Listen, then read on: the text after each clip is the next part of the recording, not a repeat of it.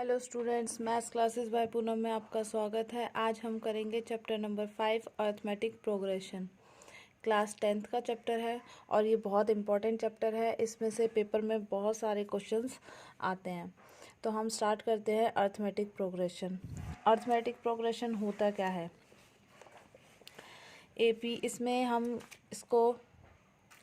इसका एपी का जो मीनिंग होता है वो होता है an arithmetic progression is a list of number in which each term is obtain by adding a fixed number to the preceding term except the first term.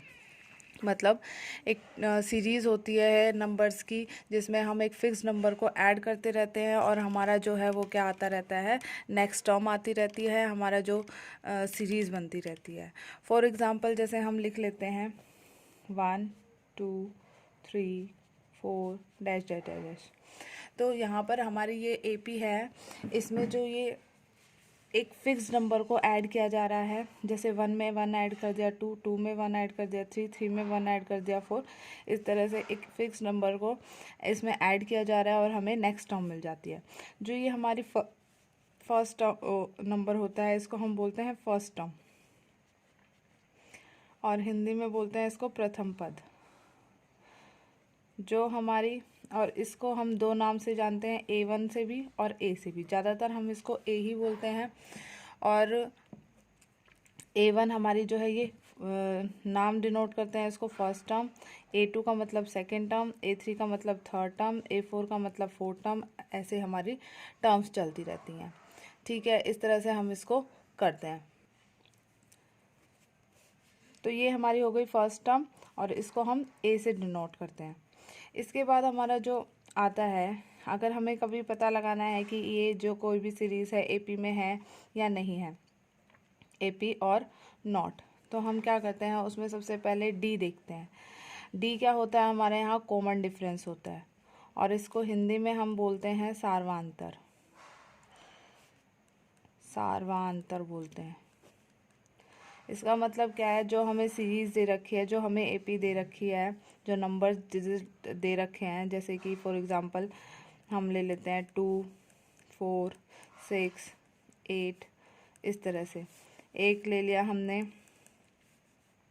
3 5 7 11 18, इस तरह से। तो हमारा डी जो है, डी कैसे निकलता है? हमारा डी का जो फॉर्मूला होता है वो पहले हम लिख लेते हैं। ये हमारी A1 हो गई, A2 हो गई, A3 हो गई, A4 हो गई।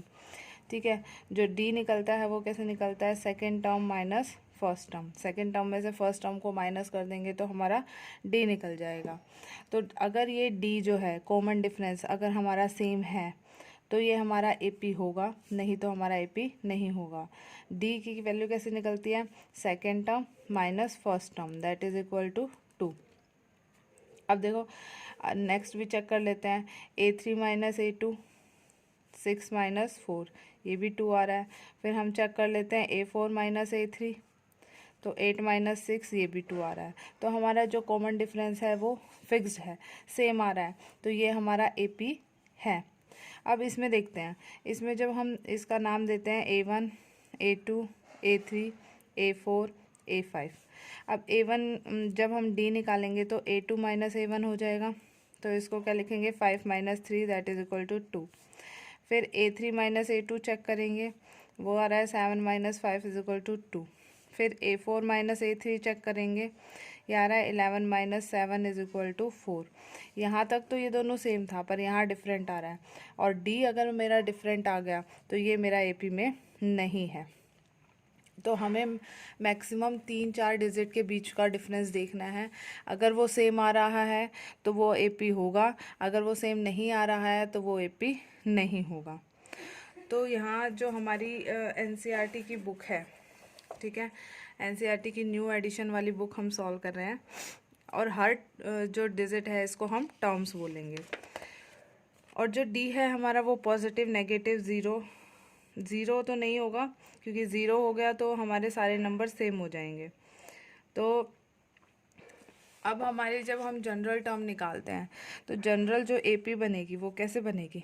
पहली टर्म ए हो जाएगी, दूसरी टर्म इसमें डी ऐड कर देंगे तो A प्लस डी हो जाएगी, तीसरी टर्म A प्लस 2D हो जाएगी, चौथी टर्म a प्लस 3d हो जाएगी। इस तरह से चलती जाएगी हमारी AP। ये जनरल टर्म जनरल AP आ गई हमारी। तो यहाँ से जो मेरा nth का फॉर्मूला है an, वो क्या हो जाएगा a plus n minus 1 into में d। जो ये n है इससे एक कम वाली वैल्यू आएगी यहाँ पर। तो ये an का फॉर्मूला है कि हमें अगर कोई भी टर्म निकालनी है, an का मतलब कोई भी टर्म, यार A7 निकालनी है, 7 टर्म निकालनी है, 9th टर्म निकालनी है, 11th टर्म निकालनी है, तो हम इस फॉर्मूले की हेल्प से उसको सॉल्व कर सकते हैं। उसके बाद आता है हमारा कि जो हमारा D है, ठीक है, वो पॉजिटिव भी हो सकता है, नेगेटिव भी हो सकता है और ज़ीरो भी हो सकता है। ज़ीरो किस केस में होता है? जब हमारी जो सीरीज़ है वो क्या दे रखी हो, सेम नंबर दे रखी हो, 2 2 2 2, तो इसमें सब सेम है, तो इसमें कोई डी ऐड ही नहीं हो रहा है, और डी जो कांस्टेंट नंबर ऐड कर सकते हैं वो ज़ीरो है, तो यहाँ हमारा डी ज़ीरो हो जाता है। अगर हमारी कोई सीरीज़ असेंडिंग ऑर्डर है, इंक्रीज़ हो रही है, इंक्रीजिंग ऑर्डर में जा रही है, ठीक है, बढ़ रही है, तो उसका जो डी होता है वो पॉजिटिव होता है।